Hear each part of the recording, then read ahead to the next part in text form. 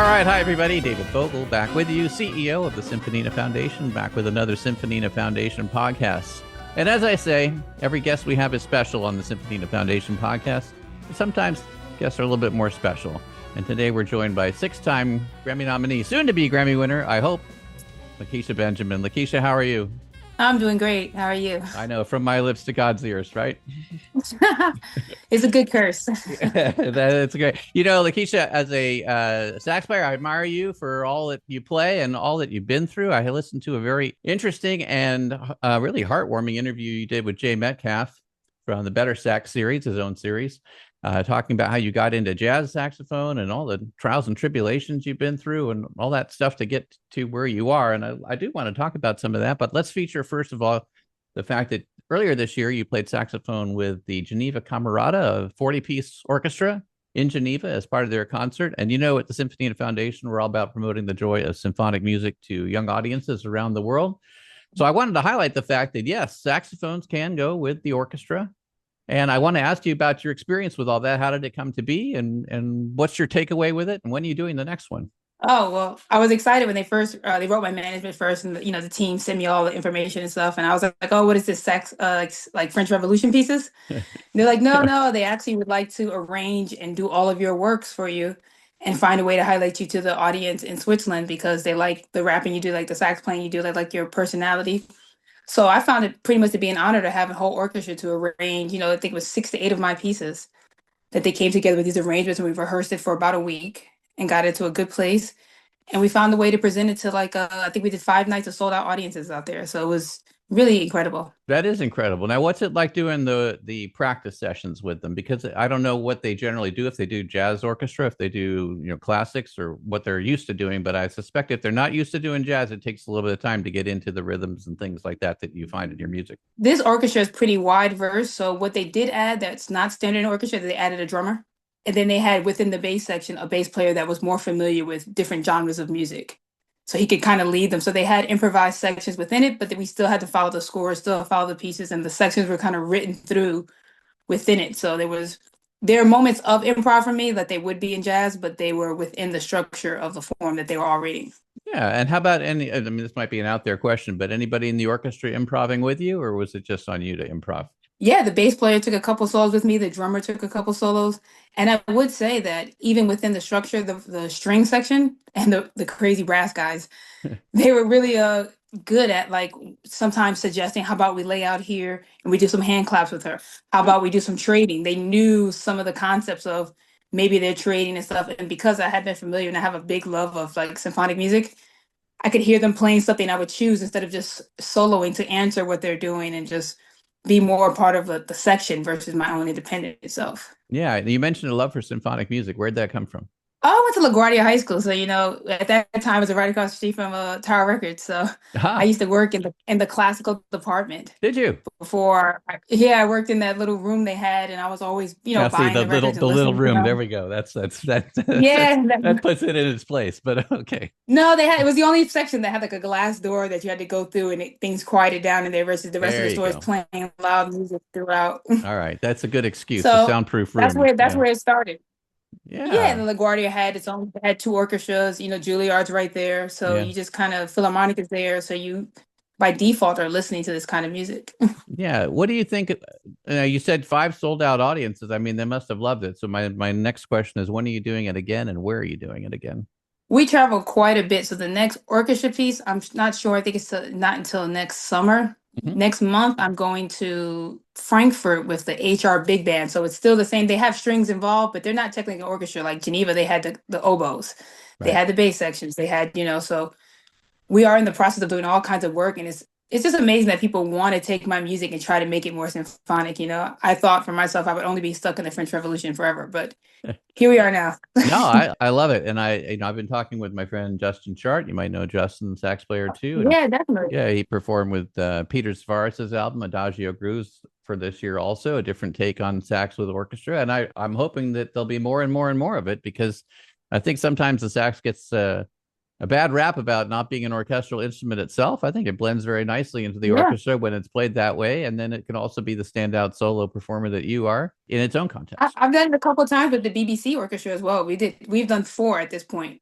different. We did one at Royal Festival Hall, one at Royal Albert. And, one was a tribute to Mingus, one was my own music, one was just like a compilation of different things. But I think there's a lot of orchestras right now that are kind of crossing over a little bit and have a mixed breed where, they still stay true to the art, but they're exploring. Yeah. And I think that's a good idea to bring more younger people to hear the symphony orchestra and hopefully get them to appreciate that the orchestra can do things that it's not what they're used to doing, but also get the audience to appreciate the classics and hopefully the new classics that we might be creating for the future as well. Let me ask you about Noble Rise. You got the nomination for it, Best Jazz Performance. Tell me about the origin of Noble Rise. Noble Rise is a song that I wrote, and it was after my car accident. It was the first song that I wrote, and it was about just kind of the journey of what it took. Like for those that don't know, my accident, I broke my jaw, I broke 3 of my ribs, my scapula, and I had a bad brain bleed.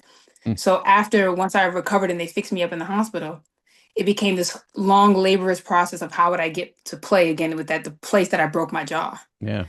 So there was a lot of pain, and even just starting to hold a note, even starting to do long tones, and starting to do like staccato phrasing. So I wrote this song on the piano in hopes that when I got ready to start playing, that this would kind of be my noble rising back to civilization and stuff. And I had Emmanuel Wilkins as a guest on it because first, he's just an amazing alto saxophonist right now. But also I felt that a lot of my music features a lot of older artists. Mm-hmm. So I wanted to show a song that had a little bit more a youthful energy to it. So I was excited that we were able to, fully recover, and that, hopefully the song could be some kind of beacon for people. They could see, like, as low as you can get, you can still reach some type of high place, Absolutely. And I will say too, I'm so glad to hear that you're back at 100% and wish you all the success with that. I listened to your interview with Jay, as I mentioned, and it hasn't necessarily come easy for you, I would say, fairly. I think you'd probably agree with that. Yeah. So can you let us know a little bit about how you first got to the saxophone, and then what your journey's been like to become now a 6-time Grammy nominee? I guess I started way back up in New York, way uptown in Washington Heights. I had a choice between chorus, art, and band. I knew chorus was never going to happen. So I went to the art class and said, let me see if I can draw. I had a good time. I felt the peace vibes in there. When I went to the band room, they had all the brass instruments nailed to the wall. Okay. In a circle, so you could look up and see them. So I looked up, and the first thing I saw was the alto sax, and I said, oh, that's definitely for me. And he was like, oh, that's a great instrument. There's just no more left. How about a trombone? So he let me hold it, and I kind of was playing around with it. I was like, no, thank you. Yeah. Then he said, how about a drum set? And I said, oh, this could work. He said, you just have to pack that up and take it home with you. I said, nope, that's not going to work. And then I asked him for the names of the saxophone players that played in the band, and he gave them to me. And I went to their classes and found them. Mm-hmm. And I asked one of the guys, I said, hey, you like playing the saxophone? He said, yeah, it's cool. I said, how you like art? He said, that's cool too. I said, I got 4 Oreos, brother. If you take these Oreos, I'll take your sax right now. Wow. And he gave me the sax, and I went back. And the guy said, since you're so tenacious, I'll try to teach you the notes right now. And that's my beginnings of how I started that day. Man, that is a tribute to motivation, Lakecia. My goodness. Okay, so anybody can achieve what they want if they just have 4 Oreos. That's all it takes. 4 Oreos in a dream. No, right. I started there. Yeah, go on. I went on to the director there. At the time, they had moved us to our zoned high schools, and I didn't feel I would do well in my zoned high school. But I had some friends that went to Fiorella East LaGuardia. They were like, 5 or 6 years older than me, and they told me about it. Told me I had to learn some classical songs, some jazz songs, and I could audition. So I auditioned, and the auditioner was a guy named Bob Stewart. If you know Curtis Stewart, that's his father. Mm-hmm. So it was, he took me in and said, you need to learn how to play jazz if you're going to be in my band. I said, sign me up. And that's kind of how I started. I started out playing, like, we had all the jazz guys that would come to the rehearsals because he was in their band, Nicholas Payton, Wynton Marsalis, Roy Hargrove. Everybody was coming by, so I was learning from them and listening to them. I went on to New School University, and then I got a master's at Rutgers. And then from there, I was just, off in the wilderness, trying to find my way, trying to find gigs, trying to find jobs. I come from a place where I didn't have any family to give me any money or help raise me up. So I was just out working, busking, working at Tower Records. I got a supermarket job, and, I would go to school all day, work all night, go to the jam sessions at night. And that's kind of how I started picking it up. Eventually, I was getting more gigs with prominent people. Clark Terry started calling me. Rashid Ali started calling me. Some of the pop-oriented people, Stevie Wonder, Prince, it just started You could say in a way going my way, but I had to like, you're right. I had to fight for those jobs. Like there was a point when no one was calling me. So I had a reputation of going around at people's shows and kind of jumping on stage with them. Yeah. And just like, I took the mic out of like Shaka Khan's hands, was like putting my sax, security's trying to drag me away. Wow. So I've had to like work pretty hard to even, make a place. But I'll say this, when you work for yourself to make something happen and make a dream come true, it only fuels you more. And it kind of shows people coming behind you like, oh, maybe this is possible. Yeah, it's inspirational, really. I mean, and I know that that's just a small bit of the stories that you could tell. So, but it's wonderful that you found success and you made success. Really, everybody says you don't make your own success. Other people are involved, and that's true. But I think a lot of it, in this, that's true. But I think a lot of it is also based upon in your case, your own motivation. It's always great to acknowledge the people who've helped you, and that's important too. But a tribute to you for everything that you've done for yourself. It's really wonderful. Yeah, thanks. I mean, I always say teamwork makes the dream work, Yeah, so if the artist has the vision and the motivation, then you just have to keep convincing people along the way. That's the exactly. hardest part. Yeah, Yeah. and keep convincing them, right? People need to be, Yeah. yeah, continually convinced. Hey, you just signed to Artwork Records. Tell us all about that. Oh, for me, it's a big deal. It's the first time most of my albums have been licensed. Like I pay for everything, I do everything. Hmm. I've I beg some label to put it out. Hmm. And even though we keep getting nominated and everything, they still say maybe. Right. So to have a label that's got some backing and some juice that, sees my vision and wants to be a part of helping that. So like actually have a team on the label side after all this time is really encouraging. And it takes a lot of the noise out of your head of when I make an album, the next thing I think of is how can I get it out? Now I know right away this is what's happening, this is what's going on. So I felt honored that they would even do that based on, how far I've had to gone, I've been signed to myself the whole time, Yep. so Yep. Do you have a number of albums that you plan in a year for them? Is it one at a time? How does it work? I guess if I showed up with four of them, they would say cool, Okay. but I think we're going one at a time, and the first one is coming first quarter next year. So Okay. very excited about that. You want to give us a sneak preview of it, or is it going to remain behind the curtain? We can peekaboo the curtain. Okay. It's I'm featuring guests that I feel have all been innovative in their respective fields. Hmm. So I'm not sure when you're airing this, but by the time, there's a lot of guests that we all know that are prominent in the jazz world, in the classical world, and also in more of the hip hop soul genre that I feel are pioneers. And not only just the music that they make, but they have respective positions at top of organizations. They are making changes and booking people and hiring people and doing things that can impact older generations and younger. So I'm trying to highlight that process and hopes that that's the direction I would like to keep moving into. Yeah, that sounds great. Well, we'll look forward to that, and then whatever else is coming in 2026. I'm sure you must have a concert tour that's already planned. I think we talked a little bit about it. What do you have planned for 2026? My number one goal is get out of 2025. We have a Christmas single that we're coming out with Nice. on Friday. That's with my fellow Grammy nominee, Christy Dashiell. She's Okay. nominated with Terry Lynn Carrington in jazz vocals. So we're doing that. I'll then be going to Germany to play with the HR Big Band, and John Beasley is the composer and the arranger. We're doing most of my songs, but he has composed some and he's arranging everything for us and keeping us in line. Hmm. Top of the year, we're playing at Winter Jazz Festival and we're Okay. showing all the new works from the album that you just asked about. And we'll have all the guests with us on January 9th playing. So it's going to be a pretty Wow, festive there you go. thing. Okay. Yeah, then we're going on the tour. I think we start in the February and we're going all the way down till August. A lot of it's in the Midwest, in the West Coast, Mhm. a lot of Europe runs. There's some Asian runs.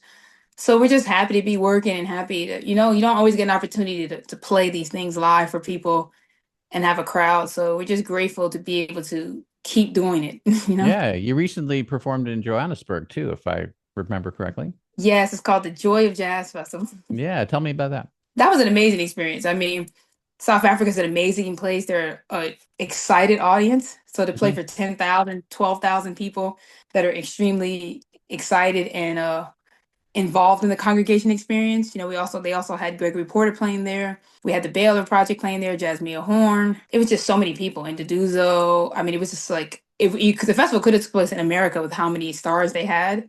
So for all of us to get a chance to collaborate and hang out, go to the safaris, Yeah. Jazz and Lake Center was there, some of my old friends. So I had the time of my life, and it's just such a beautiful country. It is. I've had the joy of being there one time. Also, in Africa, I've been to Kenya many, many years ago, but I'm looking forward to going back when the opportunity presents. I do want to ask you before we sign off, if you think about the road that you've taken to get to where you are now, and you think about somebody else who's kind of in your place, they're just starting out, maybe they're getting done with high school, they're thinking about music school, they want to play sax, or they want to play anything really. What advice would you give them based upon what you've learned that they can take to heart? There's no replacement for hard work. There's no replacement for discipline. And I would say, don't wait to believe in yourself. Like, I haven't been a musician. I've talked to Sonny Rollins on the phone. He still doesn't think he's as good as he can be. So you're never going to feel that you're at the level you want to be. So you might as well go ahead and put it out there and grow in the process. So don't wait to say, I'll try to play with, I don't know, Kenny Barron when I'm ready. You'll never feel ready. So just go ahead and go out there, get the right mentors that can raise you up in the tradition with whatever genre you're in. Always be a kind person. Keep your humility, keep your grace. But none of the hustle is as strong as the hard work. Sounds good. You got to put in all that practice time, the 40 hours a day, as they say, right? Right. All right, Noble Rise, best jazz performance. We wish you all the best for it. Lakecia, if people want to get in touch with you, what's the best way to do that? The best way is any social media possible. So my handles on all social media are Lakecia B, and that's Lake CIA-B. Okay, and we will listen to some more of your great playing on the way out here. We wish you all the best. And if there's anything at all that we can do at the Symphonina Foundation to be of help to you, just let us know. Thanks so much. It's been great.